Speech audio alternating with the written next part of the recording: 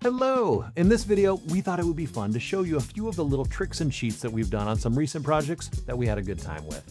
Most of these are pretty straightforward, but we figured if we bundle them together, it might be worth a quick run through. Are you ready?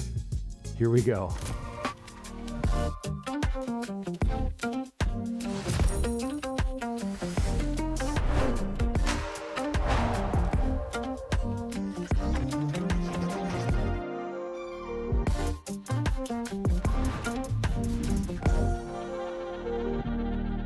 This one is small, but it packs a big punch. We filmed an empty dining hall with a slow camera push forward. Then later during lunch, we got the same shot with a bustling full room. We put these two shots together and added a few lens flare elements and timed it out perfectly with the music, and the result feels pretty clean. Similarly, as we're in the same dorm video project, we planned a transition where we have two students sitting on some steps, and after they high five, we lower the camera down into the stairs so the perspective changes. Then in a different shot, we came down from the top door frame before revealing a student walking out of her dorm room. It's subtle, but putting the two shots together and then remapping the time a little bit with some added sound effects makes for a really fun progression, just flowing from one scene into the next. Here's the finished result.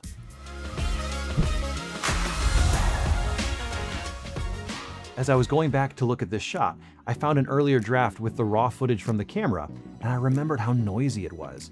It was a pretty dark space, so the shot had a bunch of noise. Look at this original shot. This is where we used Neat Video. It's a tool that allows you to denoise your footage using an algorithm that honestly is the best we've found anywhere. It preserves details while removing the noise and has helped us save a number of otherwise really distracting shots. From this to this. Again, this to this.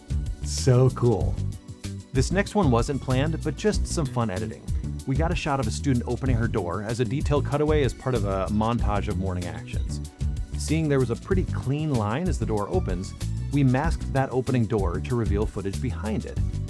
And then scaled the footage so it felt like we were moving through the door as the camera was then moving forward in the next shot.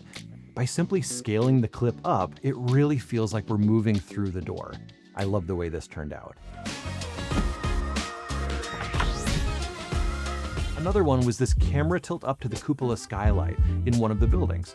Again, just a detail shot, but then we cut out the center circle and digitally zoomed in to create a neat transition into the garden. We had no intention of doing this when we filmed, but it worked out quite nicely. Here's one that's a pretty common effect, but I mention it just because it got so much easier recently. And I'm gonna be honest with you, I'm a little mad about it. So here are two shots, some girls working on an art project and a student performing a dance. Well, if I wanted to stick words behind the subject, we used to have to rotoscope or manually trace the outline of a person and then frame by frame move each point of that mask to follow the movement as we isolate them. Now Adobe Premiere has a tool called Auto Mask, where we simply select the subject in frame and it will automatically cut that person or object out, making it super fast to stick something like words behind them. I'm only mad because I've spent so many hours of my life rotoscoping, and I actually feel like I'm kind of good at it, but now AI does it in just a simple moment. They took our jobs. They took our jobs! Yeah! I will say it's not always a perfect roto job, with some funky edges occasionally, but for a quick cut, it's pretty awesome.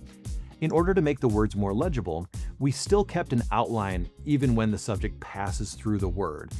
We also added some extra little doodle elements just to fill out the frame and match the arts and crafts themed style of the rest of the video.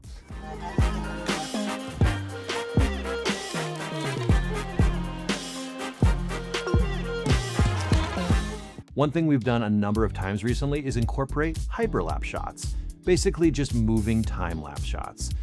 We take a still photo of a subject and then do a small movement, usually a single step, and then we line that subject up with the same composition and then take another still. And then we continue this process over and over, gradually moving in some direction, forward or backward or side to side. Then we have a folder of still images that we can then interpret as frames of a video.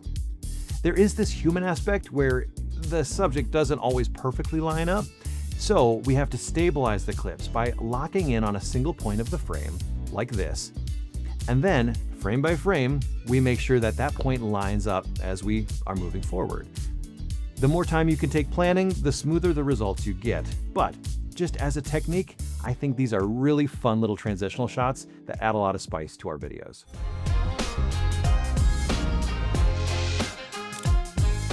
So we had this idea to duplicate a student with the idea that you can be more at this school.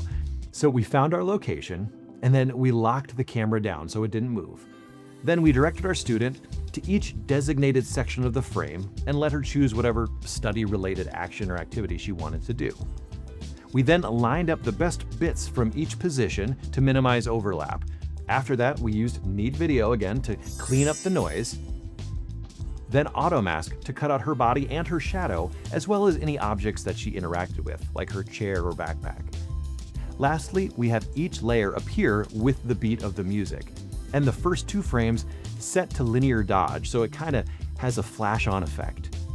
We stuck in a title card overlay just because this was the start of the video, and here was the result.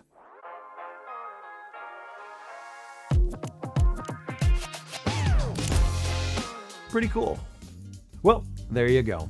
I hope you enjoyed watching a little bit of the behind the scenes on our process. Until next time.